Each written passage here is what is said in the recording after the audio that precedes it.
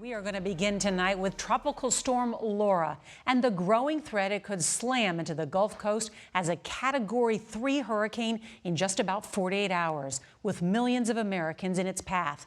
As we come on the air, the governor of Texas is declaring a state of disaster, and coastal cities there and in Louisiana are telling people to get out now.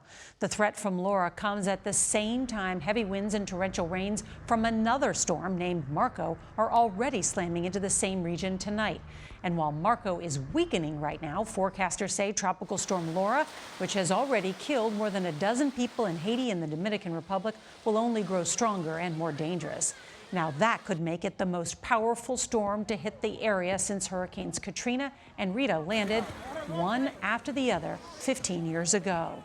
If that happens, it would upend President Trump's plans to speak at the Republican National Convention on Thursday night or leave him addressing his party while the storm is hitting. The convention, which began today in Charlotte with a roll call vote and a surprise appearance by the president, will continue tonight. The Trump campaign is hoping to use the week-long event to focus on the president's agenda in the face of growing frustration with his handling of the coronavirus pandemic. Now, there's a lot of news to get to tonight, and our team of correspondents is standing by to cover it all. CBS's Janet Shamlian is going to lead off our coverage tonight from the Gulf Coast of Louisiana. Good evening, Janet. Nora, good evening. As the rain and winds pick up here tonight, this part of southeastern Louisiana is under a mandatory evacuation order. It is forcing people north, many of them into shelters, where they will have to deal with 2 storms this week and COVID. Louisiana highways bumper to bumper. Evacuees trying to get out as a weakening Marco charges in, threatening storm surge and coastal flooding. Obviously, since Katrina, everybody is a little bit more sensitive to any kind of storm coming this way. This shelter in low-lying Plaquemines Parish filling fast, even amid COVID concerns. Teresa France and her daughter left their home. Others stayed behind. So I got 2 family members down there that we don't know if they're gonna make it.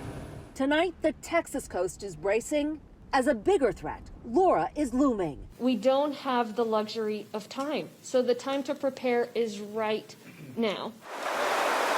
That storm already plowed through Haiti and the Dominican Republic, leaving at least a dozen dead. Have you ever seen 2 storms at one time approach this region? This is unprecedented. Not only are we worrying about one hitting today, 3 days later we're worried about another one. Oil platforms across the Gulf have been evacuated, and tonight a big evacuation has been called for the city of Port Arthur, Texas. That impacts tens of thousands of people as they watch the path of this second storm. Nora? Janet Shamlian, thank you.